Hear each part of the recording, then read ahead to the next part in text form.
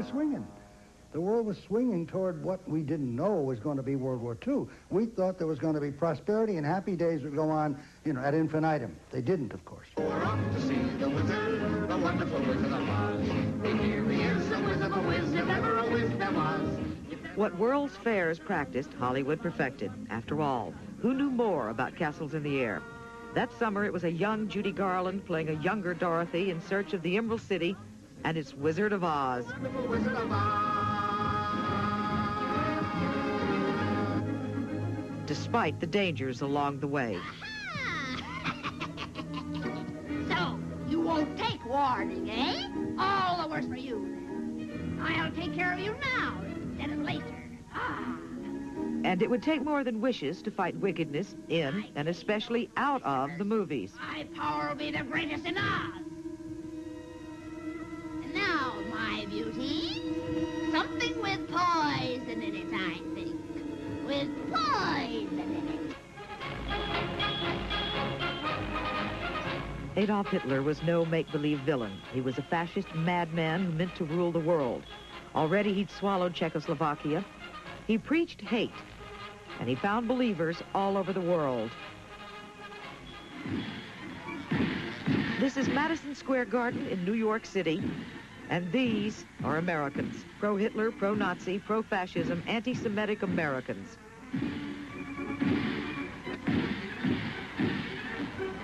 The rally that summer was a big one, and a noisy one, and when protesters tried to stop it, protesters were often stopped, Nazi style. This, too, was hate, and it was hiding behind the American flag. The German-American Bund, even by its own estimates, probably never exceeded 10,000 members. We were not seriously infected by Hitler's poison. But we were not rushing to find an antidote either. Let the rest of Europe worry about that. We were a world apart.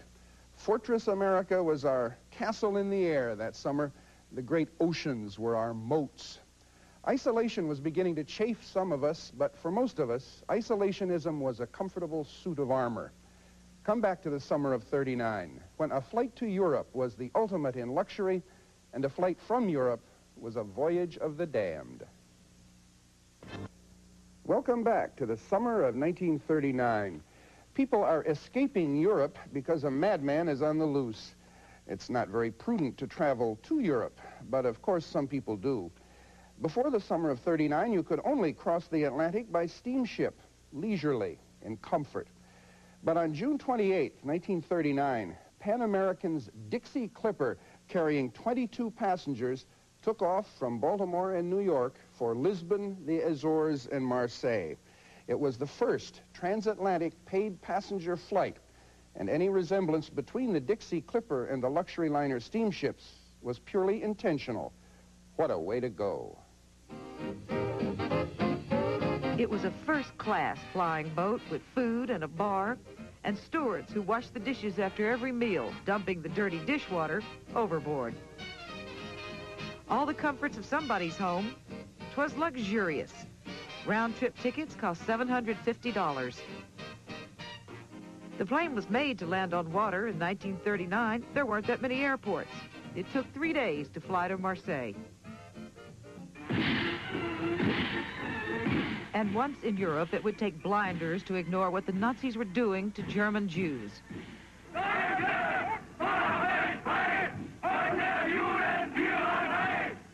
After 6 years, the persecution was worse.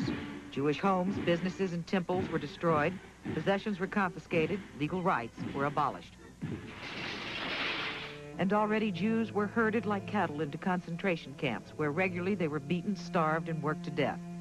And already pictures taken inside these camps had been released outside Germany. Hitler, to prove he wasn't keeping Jews against their will, agreed to let some go.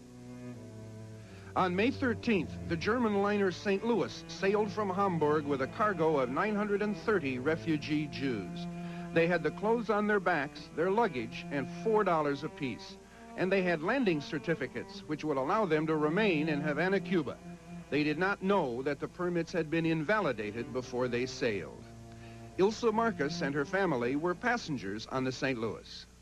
We thought we made it finally, leaving Germany, leaving the terror government, and going to a country in order to live in freedom. Hans Fischer was 11 and was going to rejoin his father in Cuba. There was a feeling of relief. There was almost a joyous feeling. Of course, we were anticipating not only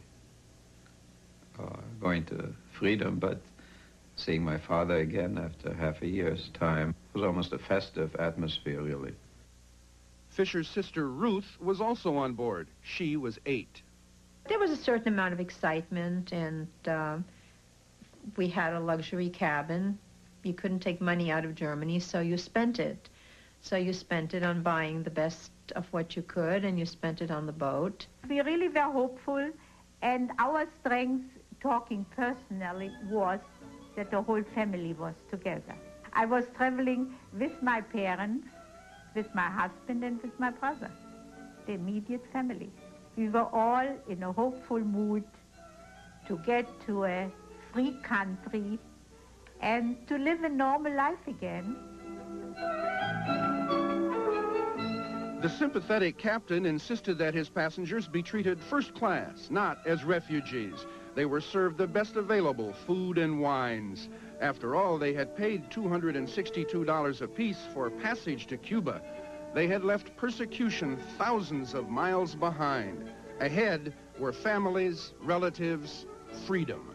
There was enormous excitement. I mean, we were all packed and had all of our belongings on deck, and little boats started to circle around, which included the relatives of the passengers. We saw my father, but real communication was impossible because there were dozens of these boats and dozens of passengers shouting down, and it was fairly incoherent. The St. Louis dropped anchor but did not dock.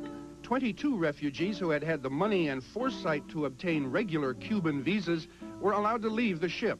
907 stayed aboard. We got kind of restless because just nothing was done about getting out in Cuba. So all of a sudden we heard mañana. That has become my most hated word since then. Because every day there was mañana. And in fact, that mañana we were waiting for never became today.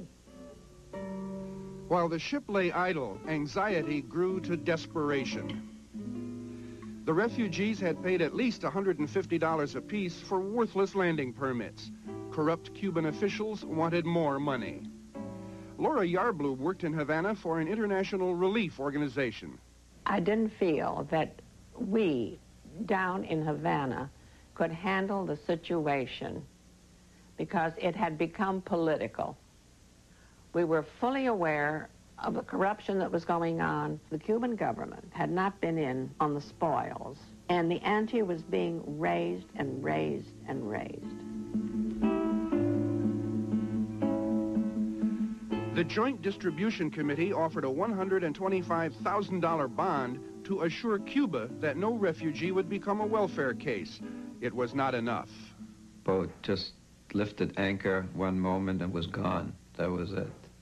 We didn't even know that it was going to leave that day. The ship left Havana on June 2nd, destination unknown. The first thing we heard, the ship is going back to Germany. That's when the people started getting panicky because we knew where we're going to. The ship moved toward Florida, slowly, to allow negotiations with Cuba to continue. The U.S. immigration quota from Germany had been filled, but the refugees had hope. America was right there. They could see it.